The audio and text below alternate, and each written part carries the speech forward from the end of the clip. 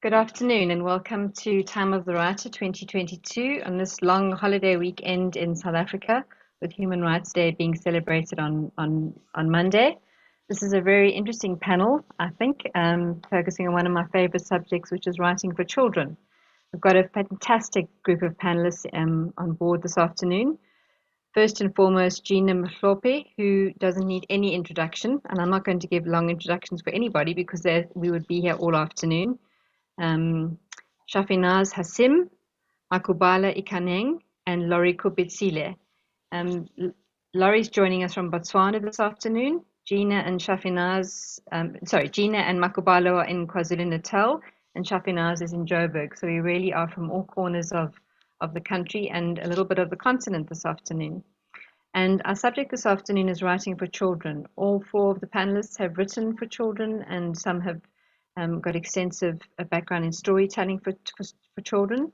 I'm going to start with Gcina and ask you, where did your love for storytelling begin, and how do you find the relationship between storytelling and writing stories for children? Thank you so much. Thanks for the privilege to be with these amazing lovers of words, lovers of our children and books. I'm really grateful to be a part of this year's Time of the Writer.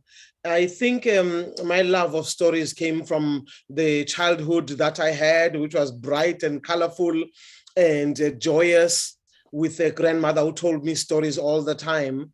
And I think that rhythm of knowing that I'm going to be answered in whatever questions I had by being told a story, that was a brilliant beginning. And knowing that being a curious child is not a problem. All my curiosity was nurtured.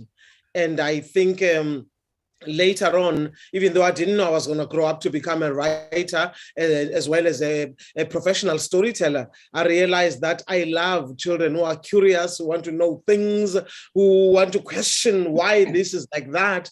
I like that very much, because they give birth to stories and poems and songs and artwork and beautiful interaction across generations. That's what I love most, intergenerational dialogue. Thank you very much. And yourself, Shafinaaz, where did your journey of writing stories for children begin and young people? Thank you, Tracey. So pleased to be on this panel with seasoned writers for children and storytellers. For me, I think it began as a young child reading stories from around the world. Obviously, my previous works have been of a sociological bent and interrogation of social ills, but I also always remember identify with, as much as I loved what was out there, what was available to us, back in the 80s and 90s, wonderful to see myself in a book as a young girl, grappling with the things that young girls grapple with. And Nisa Kammer was an idea that was born, in 2015, 2016, when I started writing, about a young 10-year-old girl growing up in Johannesburg, a Muslim girl faced with, various particularities. And the story and the character grew over the years as I developed more of the story. It's been such a fun experience being able to explore this character, to grow with her, but also to reach into my own past and think of some of the things that we took for granted, and be able to reach into those memories and put them down into the form of story. Story is such a powerful way of both celebrating the past, reliving it, and maybe undoing some of it. Thank you very much. And yourself, Lauri, where did your journey of writing for children begin? I think, well, thank you for inviting me, and thank you for having me on this panel. Almost everything about my writing comes from reading. I mean, I was a big reader. I often tell the story of, I grew up in quite a problematic family. And when I was young, I would carry books around and look at the pictures. And I used to look at the black squiggly lines. And try to find people, because there were not really people in my life to read, and I couldn't find them. So I told myself that, when I go to school, the world is just going to open for me. I'm going to understand what these pictures mean in terms of, I knew that those little black squiggles meant something. And then, I went to school and they taught us to read, and they gave us books that were so boring. I mean, I remember being small, 5, 6 years old, and furious, like absolutely furious that I'd been waiting all these years to be able to read and know what's going on in these books. And, here's Dick and Jane doing boring things. And, but then we went to the library, and I remember just so clearly finding Cat in the Hat. And when I found it and I read it, I just thought, yeah, okay, they're hiding these things in the library. So I'll make sure that I go there. And I did, and I finished most of the library. And I think my love of reading, because I started writing very late, and I only started writing when I was changing from 39 to 40. So I was doing many other things, but reading is what brought me to writing. Thank you very much, Lauri. And yourself, Makhubalo, you write for theatre and you write for film and all kinds of things. What is your specific connection to writing for young people and children?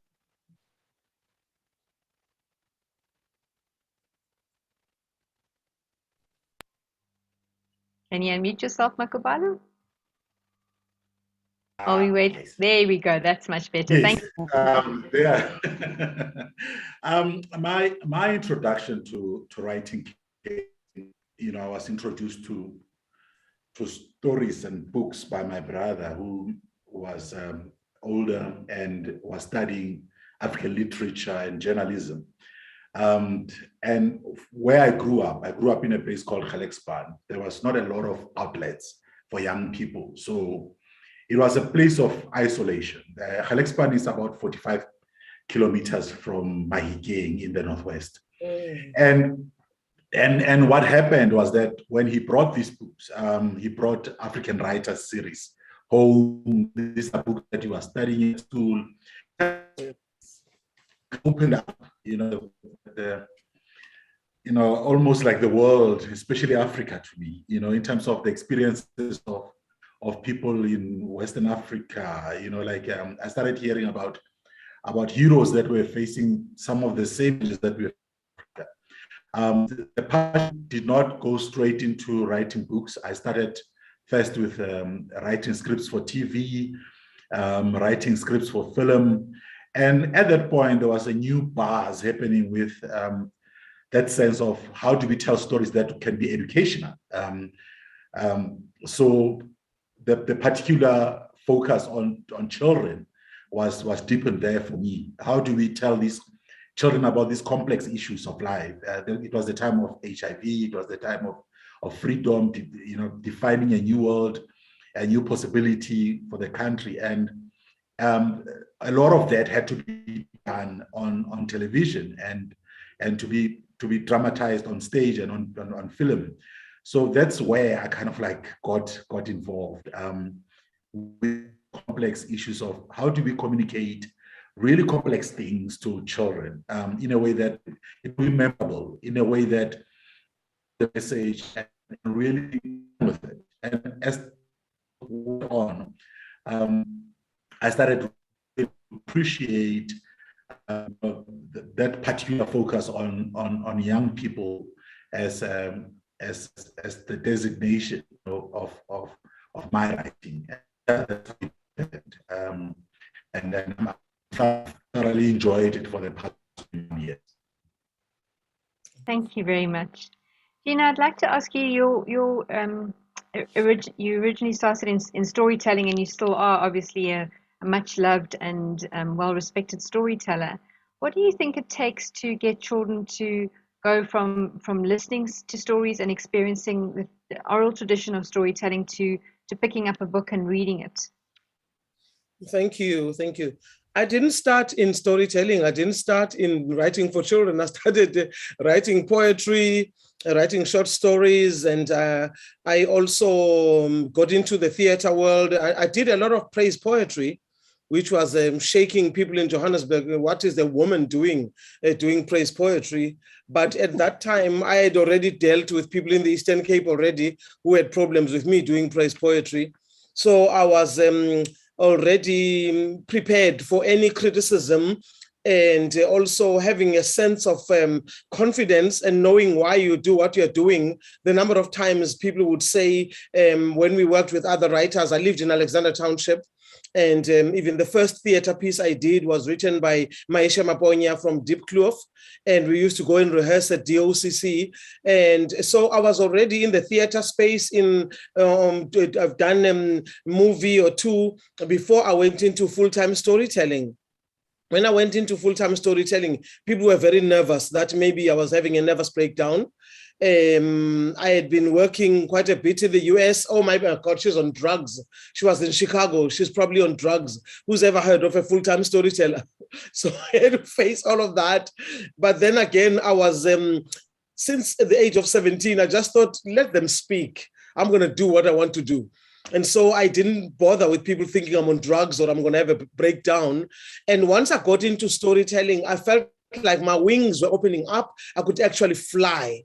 And interacting with children from different backgrounds, from Indian communities, from the white community, from Black communities. It didn't matter where children came from. A child is a child is a child, and they love a good story. And so I worked with a little theater in Braamfontein. I've loved telling stories. And my first book that I ever published was The Snake with Seven Heads. And I also adapted it as a theater production, and I loved it. And Manju is always this awesome girl with beautiful blonde hair, and she was amazing. And so I think the versatility of this thing called a story. It is the mother of all art forms. You can't have a movie without the story. You can't have an exhibition, any art exhibition without a story. You can't have dance without a story. So all of that, for me, I find that children are receptive and they don't care how famous you are. If you're not a good story, I'm so sorry. Storyteller, we don't get it. Ne? Yeah, good for you that you're an award-winning international, whatever, but we're not getting it. And I like working with children because of that, honest and straightforward. Thank you. Thank you for that. I mean, I do agree with you that I think storytelling is the basis of everything. And I'm just interested in, I think children, it's very easy to captivate them with the oral storytelling tradition. But I think we struggle a lot, and especially in South Africa, with getting children to read in books and read stories. Yeah. Do you think there's a way, do you think it's an idea to start them with oral storytelling and then try and trick them into reading in a way?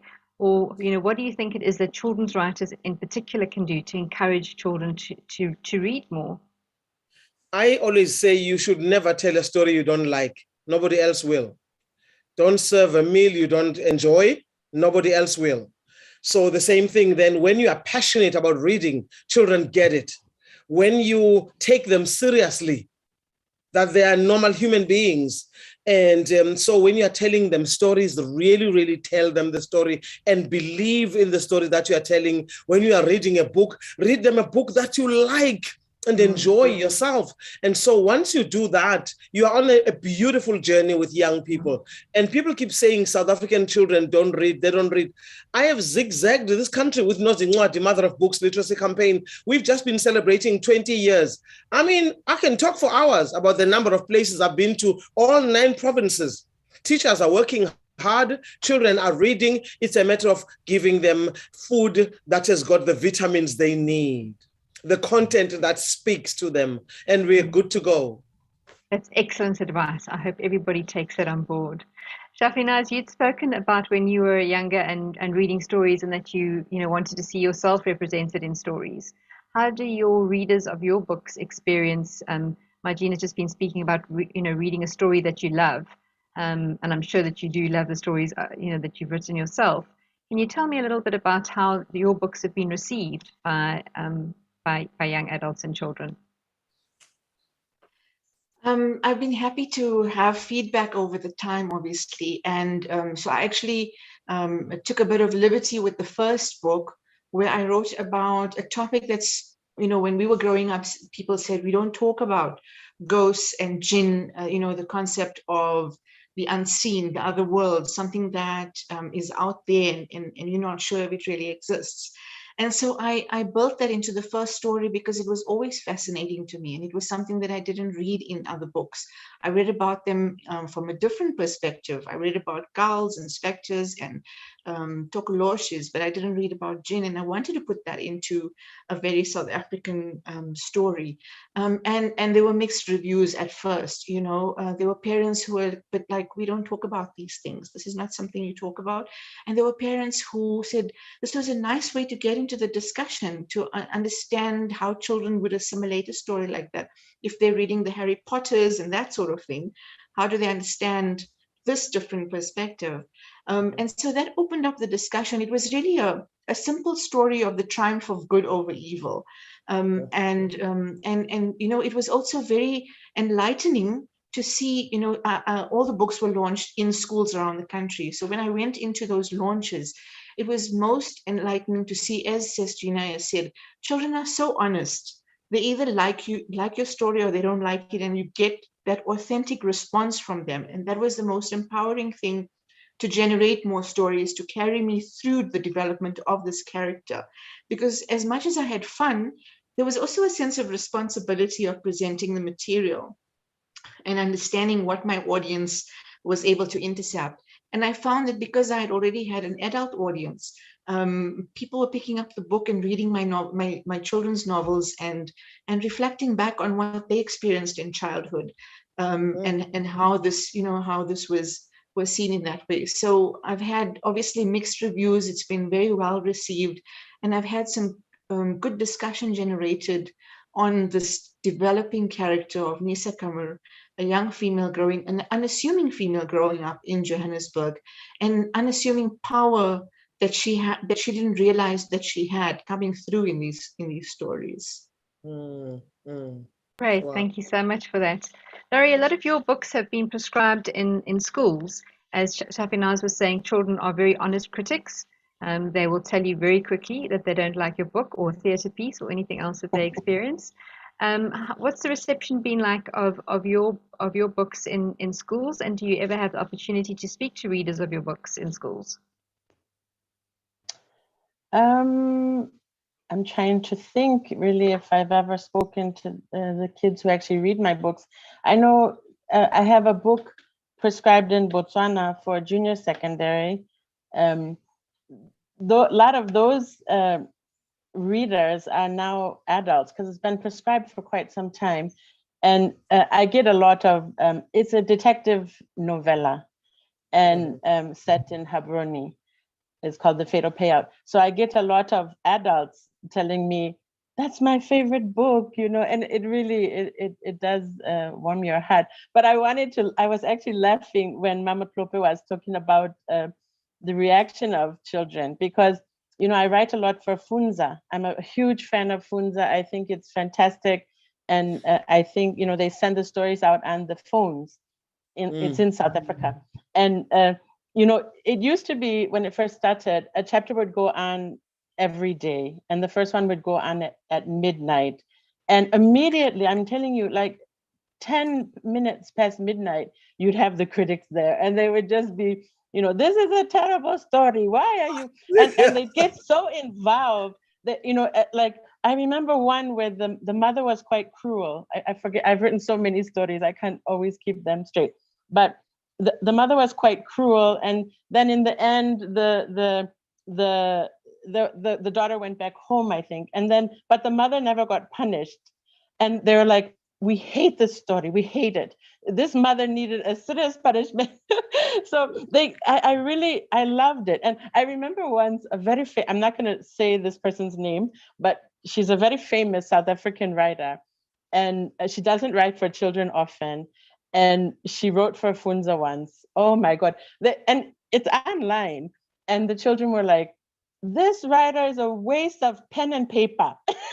And I was feeling bad because they don't know this person. And she's like award international writer. And I was like, you know, you really need to be a bit softer here. But yeah, no, it's fantastic. I love when I get a chance to be with kids, I love it. I really do. And Makhubalo, your project that you work with, where you train young people to write and become writers themselves, can you tell us a little bit about that?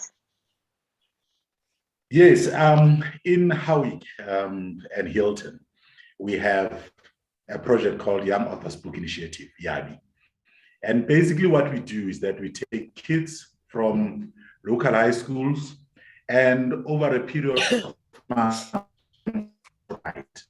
and we have the support of local authors, editors, readers who come in, they show them, various things they need to do and also how to drive their stories. We've worked with 47 children so far, and we've published 3 books. And it's fascinating what comes out of that with regards to what do children want to read. When we started, we thought kids, they're going to write about Spider-Man, like they're going to talk about all these things, A-mind learners. But then they started dealing with some of the narratives that you would find, in a couple of them would start stories that are deeply entrenched in traditional folklore and try to work it out, inspired by their grandmothers. And some of them will already have authors they want to write as. So, that space, when we started, we thought we're going to get a whole lot of social media language things like gossip type stories. But then the children are alive to the sense that they have to write something that will resonate, something that will make sense, and something that will also, one of them said, the stories that I write, I want to make it easier for some of my classmates to understand what the teacher explains about character, plot, and all of those kinds of things. So that's what it is. I think children taught me that to a large extent, we should not wait for too long to introduce them to writing, because as they write, they become like little heroes in their schools, and you start seeing writing clubs emerging, reading clubs, and that for me is the key. How do we kind of like take away the authors as the other in the how do we do that? How do we author part of changing, at least in the children's eye, ever-changing society that the children find themselves in. They should not be thought of as somebody sitting too far and just writing something and sending the book in, And I thoroughly enjoy what's coming out, that sense that children are saying, I want to sit one day with an author and maybe let's write something together, because that's what they're getting in our project, and that's such an empowering thing for them, and we see it growing and growing and growing. And there are other things that the project we're picking up from parents and teachers, where they are saying that the children now they are learning to start and finish things. Like South Africa is a country. We've got so many projects that were started and not finished. We've got a culture of not finishing. And this, I have effort that I have to put in to start and finish something, learning to get criticism. They are learning to, when some of them, you tell them, rewrite 4 times. And then they have to understand that my writing at this point is not equal to my potential and I need to bring it up. So it's all these values that I think writing, presents us in Howick. And because we are a community that's always, we are like a stream, like the Midlands, the KZN Midlands is like a stream. We are already forever bending and shaping ourselves. And this kind of project for me, it fits in well because that's what we need. We need a sense that children can also articulate their space and engage with us. And we need to take away the stereotype that they're just gossiping on social media and dancing to TikTok. Like, these are willing participants of the culture of writing and reading, and it's how what comes out from them, and I would to really look at that and see how that can also be implemented in their own communities and generally in society, because it's a wonderful thing to see. That's incredible. What age do the children that you work with, what age are they when they begin writing with you? The youngest we've ever had was 11 years. And then the oldest we've had was 17 years. The demographics, they shift, like we've got children that start school later because they stay in farms and they've got all these other responsibilities, and children that are, like they come from, they're being homeschooled, for example. We've got a very broad mix. When we started the project, we thought that we are just going to say historically disadvantaged.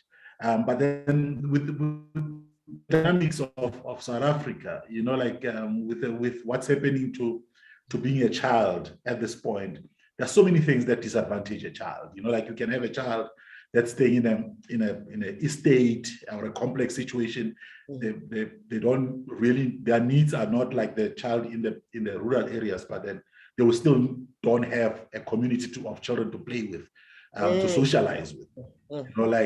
And these kinds of scenarios of disadvantage, especially experienced by children, they're so fluid that at the end of the day, you get all these stories, and some of them you'll be so surprised. You read a story and you're thinking, "Hey, what did this child grow up in this space?" And I'm like, no. This is what I think. This is how I see that other community, and it's in terms of creating empathy, especially in a growing country like South Africa, it's quite an important thing for us to see, and everybody, who has come into contact with the project always say that it's the level of empathy that these children are getting to develop about the issues and how they articulate them in a safe space that makes it, a good project and makes them better readers as well. That's what the teachers are saying.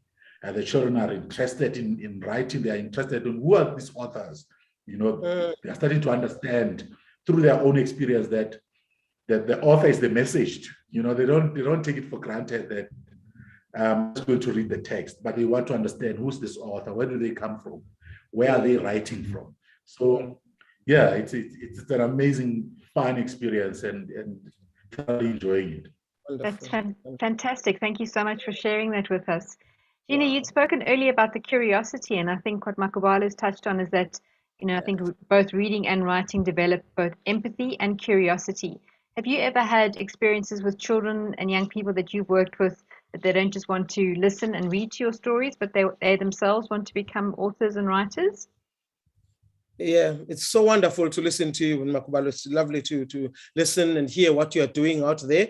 One of these days we'll come and visit you, absolutely, and meet those young writers. It's extremely important for us to take children seriously, and also when they stand up and you came to do a presentation and you don't have enough time, and then a young man or a young girl stands up and say, "Please, can I read you something?" And they move forward, and nobody asked them, nobody forced them, they just step forward. A few years ago, we went to Mjika, on top of the Mjika River on the south coast. The teachers there are those old school type of teachers.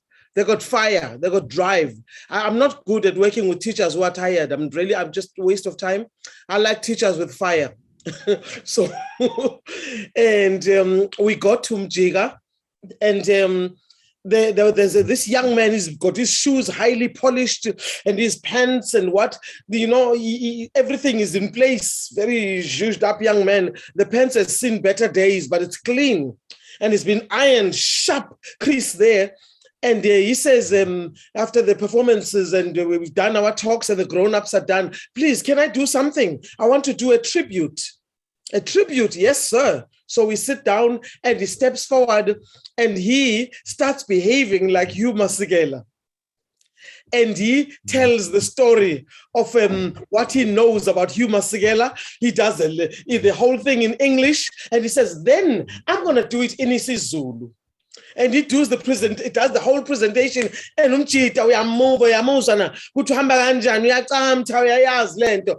unbelievable. We were just awed. This young man of his own volition, he stood up and he wanted to share with us what he's capable of doing. I've been to schools where young people want to share with me how they reinterpret the story of Lungile. Lungile, I love performing it as a story in story form, but as a play, I'm amazed at how many young people readapt. I've seen Lungile happening in the townships and just moving in the townships and looking at these guys who want to win her heart. Serious. And the way the young people interpret the story, it's got many characteristics, it's got many personalities, it's got many interpretations. And I love that about young people, that they want to give them the freedom to be who they are, to celebrate them, to honor them, to say to them, your story is as important as mine. My story is important as his and hers and hers. And it doesn't matter where you come from, what language you speak.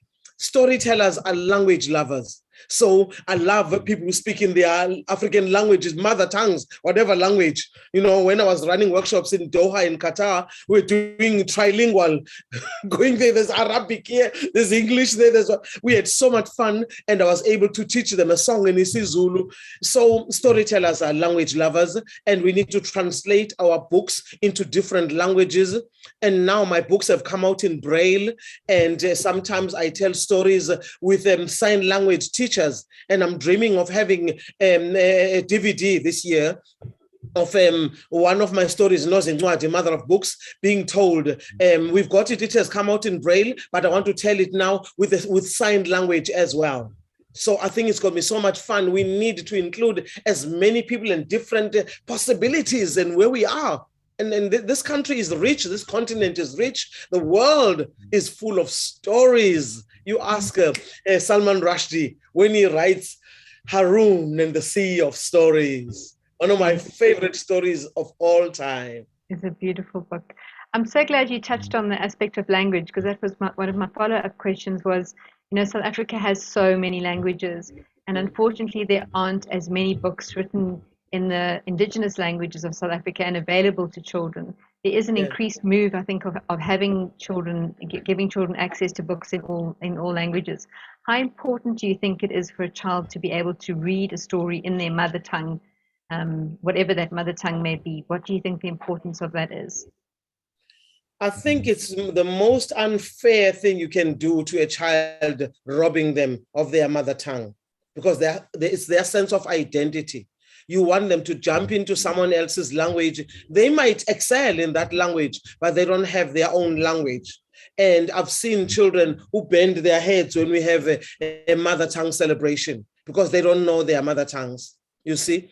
And so I think it is up to us as parents, as teachers, as arts practitioners who work with children to make them feel that their language matters. Their language is as beautiful as any other language. Speaking English is a way of connecting with people who speak other languages, but your mother tongue is who you are. And so it is extremely important for us as a country. It is as important as well for our government when they allocate funding, not only to publishing houses, big ones or independent publishing houses, to make sure they support not only the translation of books into African languages or any other language, but also to support people who write in those indigenous languages, to support them from day one. There are people who write beautifully in their languages, and they feel like they are second-class citizens because they don't write in English, and that's totally wrong. 100% agree with you. Shafinaaz, have you got any plans of translating any of your works into any other languages or making them available for Braille, in Braille, or as Gcina's done in making a DVD with sign language? We've been looking at considering, making plays at schools, because there's a filmmaker who's interested in transforming the series. The first consideration would be to consider that each province would languages. I mean, books are a nice way of building bridges, and if these are translated into indigenous languages, it just makes it that much more accessible. The second book in the series has taken particular interest because it deals with bullying in the classroom, and a lot of the schools in Limpopo have been using it as a medium to generate a discussion around. It's called the Rainbow Healers Society, and there's a very empowering part of the story where the children of Josie take it upon themselves to form study groups, to form green rooftop gardens for sustenance and that sort of thing, and to deal with bullying in their individual classrooms. So it's a very nice way of saying, I mean, when I've had talks, it's a very nice way of, children would get up in the crowd and say, we want to develop a Rainbow Healers Society in our school. Tell us how we can go about it. So there's been traction in that sense, and I think that extending in terms of translation in the different languages will definitely create greater access to the material and has potential for stretching the imagination in terms of what children are capable of doing. Fiction is such a nice way of recreating the past and reimagining the future. And I think that with children's fiction, it's just about putting in their minds the seed of an idea that they're capable of so much. Children are capable of so much. Thank you very much, Shafinaaz. Lauri, your book, Signed Hopelessly in Love, which also deals on quite, on teenage girls and their problems and the issues, following on what Shafinaaz has said about the Rainbow Healer Society. When you wrote that book, did you set out to deal with any particular issues, or was it just a story that came naturally and the kind of issues about it followed? How did you approach that? Oh, Tracey, we're talking about a book that was a bit of a while ago, but I can try. Or just in general, for the thing, what Makhubalo was saying is that children have so much to deal with, and especially today, so many really intense issues, that I think one of the ways of helping them deal with those problems is through to reading a story which they can relate to. And I think that this book is one of them that helps them maybe see their own problems reflected in somebody else's life. Yeah, I think Signed Hopelessly in Love, and even I have another book called Tato Lokoko Superhero. Both of those books, I had this idea that I would be a very hilarious writer like Sue Townsend at some point. So both of those books are trying to be humorous, but they both deal with sort of important issues. Even there's another book, Second Worst Thing, published by Oxford University Press. Like Second Worst Thing, for example, it's actually about a girl going through divorce, and her parents are divorcing, and but it's humorous also. So I think, I mean, I'm not really that writer who sets out with a certain agenda. Ideas come to me, and sometimes, because I'm just a person living in the world, I'm a political person like everybody else, and those issues will come out. But primarily, I mean, my commitment is to the story and to the characters. And if they take me to that place where those kind of issues come forward, then I'll address them. Because like in Signed Hopelessly in Love, I remember the girl is, she has to take over the agony aunt column for her school newspaper. And so, she and even there's a sequel to that book that was published in Botswana called Signed the Secret Keeper. And that one even is having maybe more issues because it deals with HIV/AIDS and somebody whose mother died of HIV/AIDS, but they're keeping it a secret. But within also a humorous setting. So it's important, but also I think kids want to enjoy books. Like I was going to mention when Mam Mhlophe was talking about kids reading, I mean, I'm sort of doing a experiment at the moment in my family. I'm now a grandmother, and my grandson, from when he was a baby, when I say a baby, I mean like a month old, we read to him, and he's now 19 months, and he is always with his books. So I would just like to say that you really must give your kids books. I know books are expensive, but we need to have books available to children. Like I know one of the Scandinavian countries, they have where the mother leaves the hospital after having the baby, she goes with a package of books. And, you know, I mean, it can seem not important, but it's so important. I mean, you can't really believe my grandson. I mean, he goes to the books now, 19 months, and he can say the words. You know, he'll turn the pages, he'll say the words. And I can only imagine what kind of reader he's going to be when he goes to school. You know, that love of books, you as a parent, and like Mhlophe was saying also, you have to emulate that also. You should be a reader, and you should give your kids books and enjoy them, stories that they enjoy, you know, really. I think that's so great. Wouldn't it be wonderful if we had a tradition in South Africa of sending all mothers home with a box of books? You've recently turned your hand to writing a picture book, Lauri. Can you tell us a little bit about that? Yeah, it's really difficult. Picture books are so hard. And I've done a couple for a reading series in UK. I shouldn't say this, but I didn't really know what I was doing, frankly. And now this book that's coming out soon, it's actually about my grandson. I know people who know me are so sick of hearing about my grandson, but it's called Mr. Fichtelstein's Safari Company. And the illustrator is Elizabeth Poules. I know she's done a lot of books for Mhlophe also. She's a beautiful illustrator. And we did together, actually. It was kind of like a co-writing.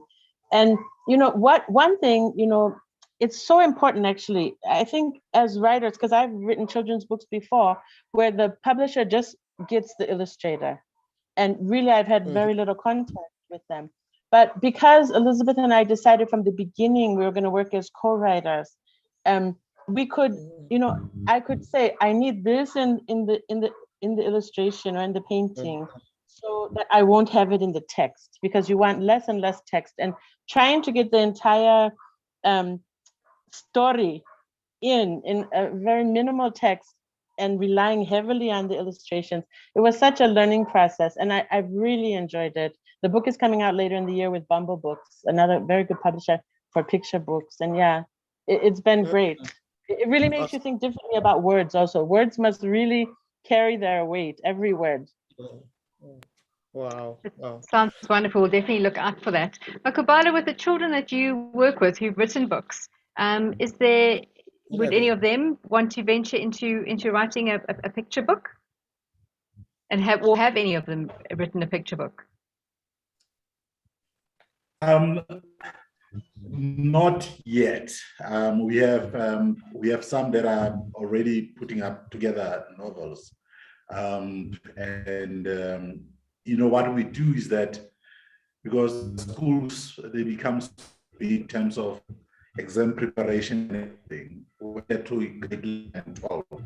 We allow them to focus on school, and afterwards we pick them up at the university level.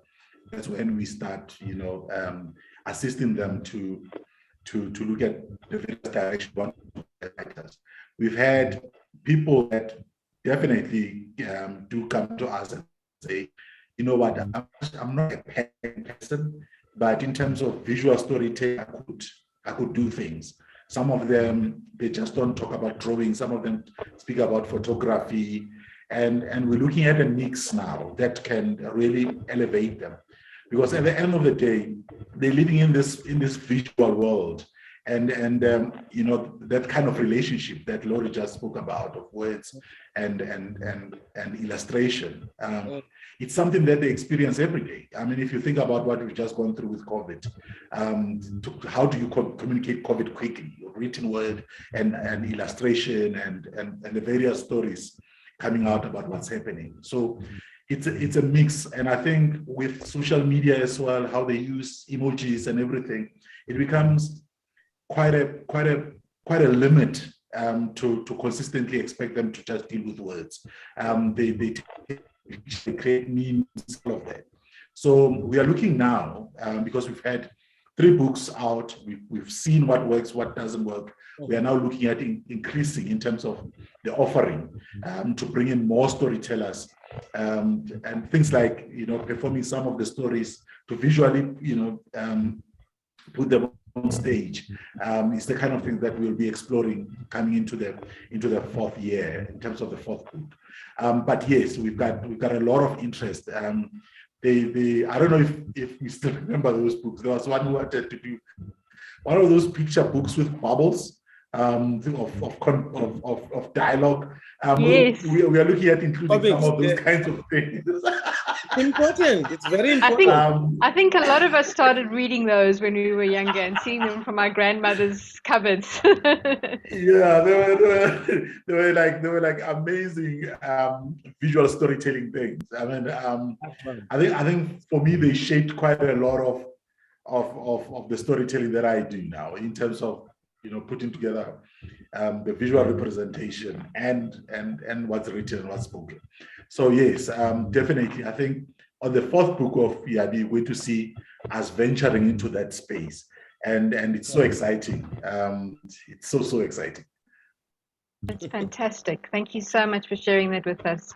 And Gcina, you were the comics are crucial. I think we should encourage young people who want to get into that comic space. The beautiful books. We're in the US in January 2020. We walked into this place in Boston, Massachusetts. It was like going back in time, but it was like going in the 70s or something. Where am I? The whole basement bookshop is selling comics. And then they've got T-shirts, they've got socks, they've got badges, it's like there's a whole society of people who love this kind of stuff. And we need to encourage young people. There are people who just get overwhelmed when you look at a book and how many words are in this thing? How big is it? Look at that! So many words, my Lord! How am I going to finish it? Look at that, look at those words. Other people get overwhelmed. For us, hundreds of reading, it's okay. You can give me as many words as you want. But the people who just a bit on the lazy side, they like all the pictures and the bubbles and the people, and then there's an aeroplane going there, and there's a rat disappearing under a rock, and all. They want all of those things. And why not? There are many ways of converting people into being converted and committed readers. I met an 8-year-old child. A quote. I wish I knew her name. Oh my God! I can't believe I don't know her name. I was presenting reading awards at the City Hall in Johannesburg, and I met this 8-year-old child. She was the winner, an overall winner of all provinces, and she had to come up on stage. And I'm up on stage. I got my big skirt and high heels, and dressed up and trying to be zhuzhed. And this child rushes to me and she holds me tight. She disappears into my skirt. She's so short, and she's crying. And I'm thinking, why is she crying? What am I going to do now? There's a big basket full of books, a whole book hamper. And then finally she wipes her tears and looks up at me. She says, I'm so happy nobody ever gave me a book before. I love books. A book is a gift you can open again and again. I never forget that. An 8-year-old child says a book is a gift you can open again and again. Oh, that child from Bloemfontein. Out of the mouth of babes. I wish I knew where she is now. Maybe she's listening to you now and she'll dial in and tell us what her name is. Never know. 1991, all those many years ago. There's so many different ways of introducing children to stories, and we've spoken a bit about comics. Could you tell us a little bit about your Story Tree project and how that works? Thank you so much. Well, when I turned 60 years old, I decided I'm very grown up. On my birthday, I announced that my birthday, 24th October, shall henceforth be known as National Storytelling Day. And so it was. The press phoned me 702 and other radio stations and newspapers. Are you serious? I said, as a heart attack, very serious. And so 2019, we did the very first ever National Storytelling event. And by now, I had already gone to the city of eThekwini and asked for permission to adopt a tree at the Bluff Showgrounds. There is a park there, and the place was definitely looking very sad. So we cleaned up the space as an organization. My organization is called the Namasiko Arts and Heritage Trust. We cleaned up the space, and there's a little stage there. And so once a month, we perform stories, we launch books, we do all kinds of history telling as well. We've had elders telling their life stories under the storytelling tree. And now there's a storytelling tree in Pietermaritzburg. There's a storytelling tree at a school that we visited 2 months ago. It's called Sibonile School for the Blind at Kleprivier. And so I love the fact that under the storytelling tree, we're able to do events even under lockdown. Corona, Indodembi, the ugly dude, he couldn't stop us. We did events and events and events. I wonder if there's a tree in Howick. You know, there might just be a tree. I'm sure you can find one, Makhubalo. There might just be a tree. Yes, We're gonna walk up there. Please. Let's have bring that tree here. Don't bring my tree. It's too big. You're gonna find your own tree. I'm gonna find. Okay, we'll find a tree, and this year, on your I'll come over. On your birthday, please do come. You heard it here first at Time of the Writer. The story tree will be being launched in Howick before the end of 2022. I like it. Definitely. And one in Malapi, Lauri. Could we think of having a story tree there? Sure, that'd be fantastic. I'd love it. And Shafinaaz, awesome. story tree near you? Oh, absolutely. I'm in. I'd love to, bring them out to Limpopo and Gauteng. We've got lots of trees that are willing to shade lots of readers. I think you just launched the story tree movement has begun. I think it's been launched. We can take this as the official launch date of story trees in every province, in every town in South Africa and the continent. Let's do this. Let's get as many people reading, and let's get people of all ages. There's a child in each and every one of us. Definitely. I mean, you spoke earlier about intergenerational storytelling and elders telling history. Can you speak a little bit about the importance of that and for both generations, not just for children, but for the older generation as well? Yeah. You know, one of the most difficult and saddest thing about people who are much older is that they are very lonely. The most people who are their age group have died. And when they want to talk to somebody, people are busy developing their thumbs on their cell phone or swiping, whatever it is they're doing on their cell phones, on iPads, on laptops. They just don't have time for old people, grandparents and grandmothers. We've heard that story already. You told us 19 times.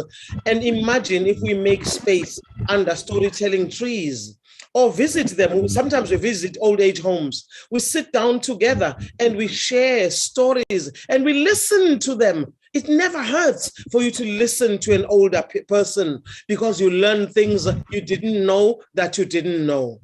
So we need to do that. People of all ages, of people of different backgrounds. I live on a street that has been changed now. Our street was called Grey Park Road on the Bluff. Now it's called Dr. Hussein Hafaji Road. We woke up in the morning, there's a new name. My goodness, who's Dr. Hussein Hafaji? Lucky I had people who knew who he was. He was a freedom fighter in the Black consciousness movement, and he was with the Steve Biko, the Rick Turners, and all those freedom fighters. And he died at a police station 5 houses away from my house. Execution. He was killed here the way they killed Neil Agate, the way they killed Steve Biko, and many others of our freedom fighters. One day I want to be under the storytelling tree, hoping with all my heart that we will meet somebody from the family of Dr. Hussein Hafaji, and they will share stories about their family, and we'll be so happy to have that day. It's so important that we don't lose the history, and that, you know, it's sad that there's no book being written about that, and let's hope that somebody does come forward and is able to share that story. Before Absolutely. we close, I just want to, there's quite a few people watching us on Facebook and YouTube, and your young girl's quote about a book as a gift you can open again and again is being applauded by many, and lots of people are really loving that, Gcina. And some of the other comments are wonderful, wonderful discussion. Children's literature is often on the sidelines, and such a treat to enjoy such a rich panel. And I can wholeheartedly concur, listening to the four of you and your love for reading, writing, and sharing your love of literature with children and encouraging them to become better readers and just more access to books for children. So before we close, we have a few minutes left. I'd just like to ask each of you in turn, like, what is the one thing that a parent can do, you think, to encourage their child to become an avid reader? Can I start with you, Makhubalo?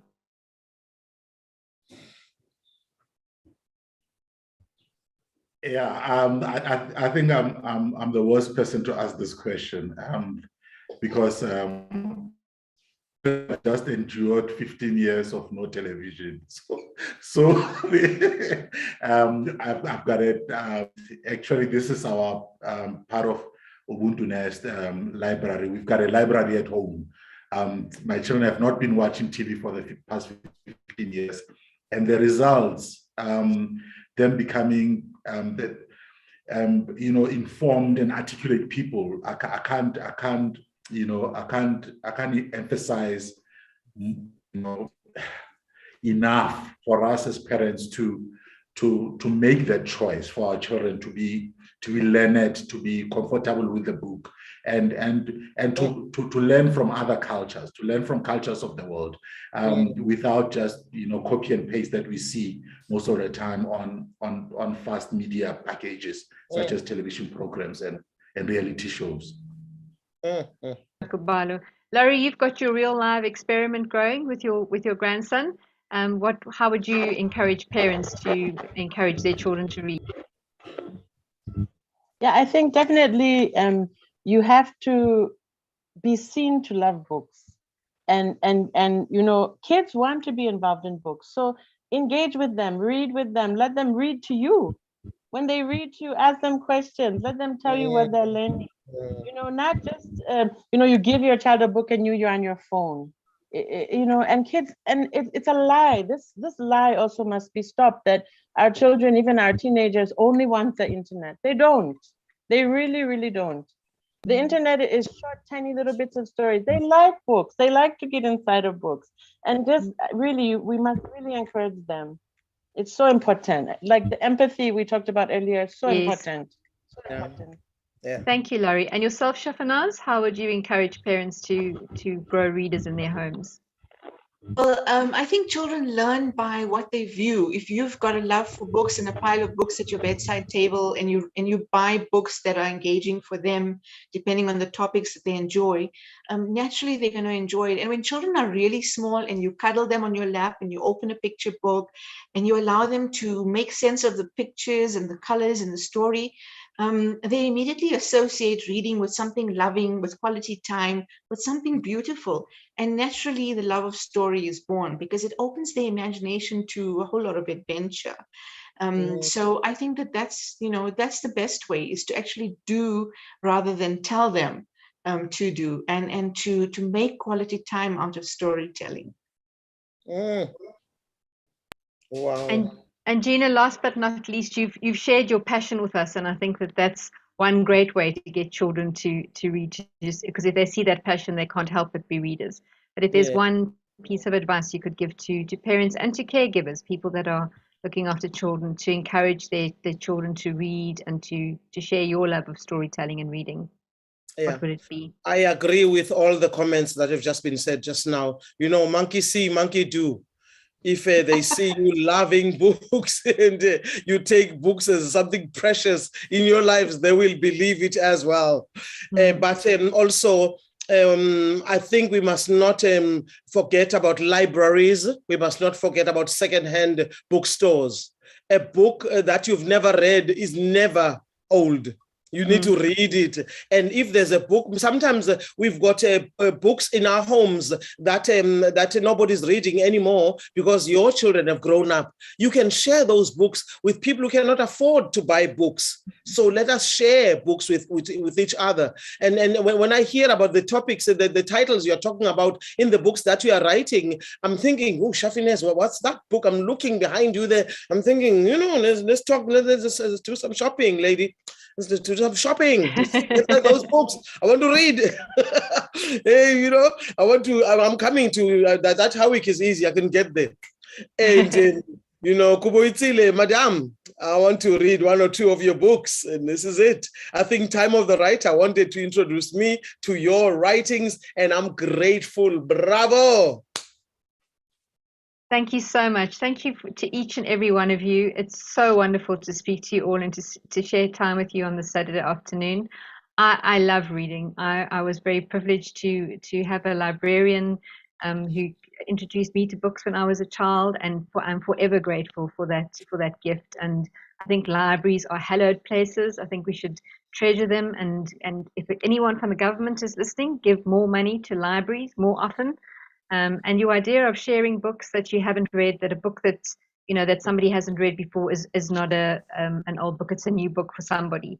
And I think it's such a great idea that if you've got books at home that you yourself aren't reading, no matter if they're children's books or books for young adults or even books for adults, look around in your community, see if there's a mobile library that started up down the road from my house it's calling for donations of books. And children are eager, they're keen readers if you just give them their access to books and develop their empathy and their sense of curiosity.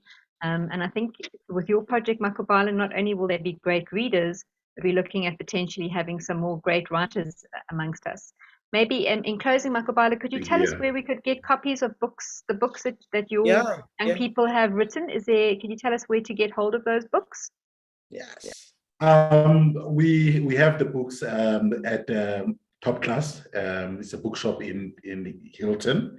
The Hilton Quarry, but also you can get the book from us, from Ubuntu Nest. We do send it around the country because what we do is that we want to connect more with the people that get the books, so that we follow up, so that we see how we can get them to get involved. But with the 4th one, we're definitely going into stores nationwide. We're hoping just to spread the wings of the young ones, to show them that the sky is really the limit. You can definitely contact us. We are on Facebook at Ubuntu Nest ZA on Facebook, or Makhubalo Ikaneng on Facebook. But I'll definitely share on the comments in the Facebook session. How people can order it. Thank you. That would be wonderful if you could do that. And Gcina, your story tree, is it open to everybody? Oh yes, absolutely. The storytelling tree. Sometimes we see people having picnic under the storytelling tree. Sometimes we see young lovers kissing on the storytelling tree. I like it. So it definitely is open. People go there to the storytelling tree. And I'm very glad the next event now is the 23rd of April, World Book Day. We're going to have such a groovy time there. And so I'm looking forward. We'll launch also 2 or 3 books by other people who have written books. That's fantastic. So if you want more information on either Ubuntu Nest or on the storytelling tree, it will be added into the comments both on Facebook and on YouTube. And I know Shafinaaz's books are available in bookstores all around the country, and I'm sure from online book dealers. And yours, Lauri, we can look forward to Fichi's book coming out later in the year. Yes. So I'm sure we'll be able to get that. Bumble books are available at bookstores, and I know that Bumble books are also available online. So thank you once again for joining me this afternoon and sharing this time of the writer with us. There are a few more sessions left, and I look forward to seeing you all again at Time of the Writer 2023. Thank you. Siyabonga. Thank you very, very much. Yay. Thanks. Enjoy the rest of your weekend. Thank you, Shafinaaz. Thank you. Thank you.